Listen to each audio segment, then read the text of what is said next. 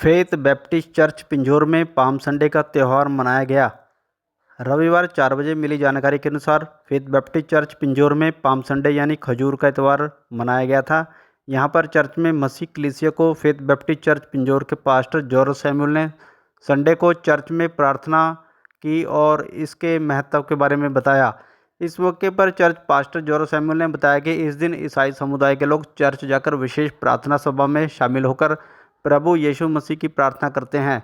उन्होंने बताया कि पाम संडे यानी खजूर का इतवार, जब प्रभु यीशु मसीह यरूशलेम में एक गधे पर सवार होकर आए थे और लोगों ने उनके स्वागत में खजूर के पत्तों को रास्तों में बिछा दिया था।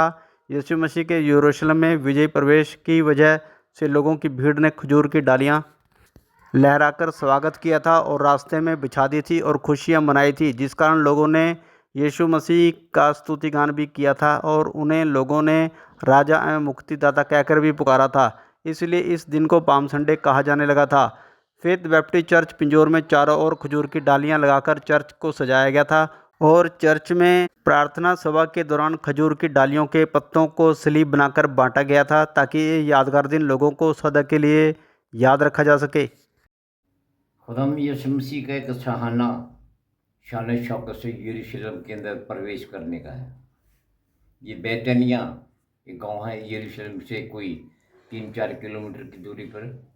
वहीं पर खुदाम यीशु मसीह ने एक चीनी जब मौजूद दिखाया था लाजर को मुर्दों में से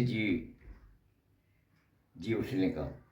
उसकी सगी बहन ये कहती थी या तो उसमें से बदबू आ रही है खुदाम यीशु मसीह, मगर खुदाम यीशु मसीह ने कब्रिस्तान जाकर लाजर को पुकारा। लाजर उसी तरह कफन समेत बाहर आया और खुदाम यीशु मसीह ने जिंदा किया। बहुत सारे फकीर फरीसी यहूदी लोग यरूशलेम को खुदाम यीशु मसीह के इस्तकबाल के लिए नहीं आए थे, लाजर को भी देखने आए थे ये लाजर कैसा है। इसीलिए खुदाम यीशु मसीह हाथी या घोड़े के साथ नहीं आए, एक गधे के बच्चे के ऊपर सवार है।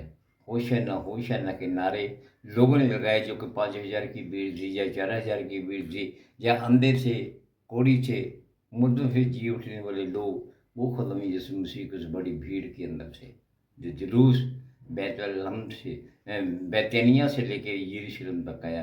और यरूशलेम के अंदर आकर देखा उन्होंने इबादत के घर को क्या करा, डाकू के खो बना रखा था, बिजनेस खो रखा था, व्यापारी लोग बने हुए थे। कबूतर के बच्चे या कुमरी के बच्चे या बकरी के बच्चे जो बलि देते थे, उसको दुगने तिगने रेटों में वो बेचते थे। इसीलिए खुदाम यीशु ने उनको तख्ती उल्ट दी और उन्होंने जगह मेरे पवित्र घर को तुमने डाकुओं के खो बनाया। और यरूशलेम के अंदर खुदाम यीशु मसीह रोए उसकी हालात को देखकर, उसकी पोजीशन को देखकर। वहाँ पर इबादत नहीं होती थी बल्कि बिजनेस और व्यापार होता था। इसीलिए खुदाम यीशु मसीह ने कोड़े मार के उनको हैकल, पवित्र हैकल से बाहर निकाला था। और खुदाम यीशु मसीह की इबादत होनी चाहिए, ना कि तुमने व्यापार बना रखा है।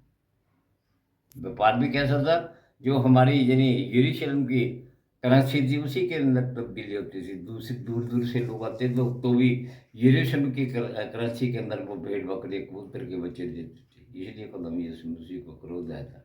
इसलिए तूने बिजनेस बना रखा है मेरे घर को, पवित्र घर को, मुकद्दस घर को, पवित्र हैकल को, जो सुलेमान नबी ने हैकल बनवाई थी।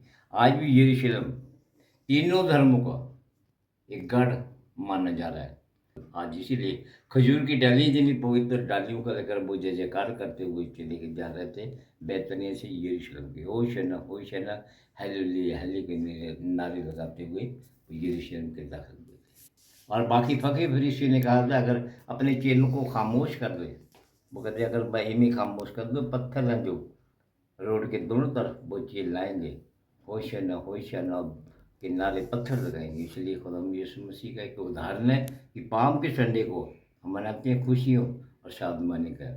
जलाल जलाल का बादशाह आया, ऊंचे करो सर दरवाजे, खुदाम यीशु मसीह आ रहा है। खुदाम यीशु मसीह की जय हो। खुदाम यीशु मसीह आपके सबके साथ हो। खुदाम यीशु मसीह की इस पर्व की खुशी आपको भी आनंद करे। मसीह यीशु के नाम से मांगते हैं, जय मसीह।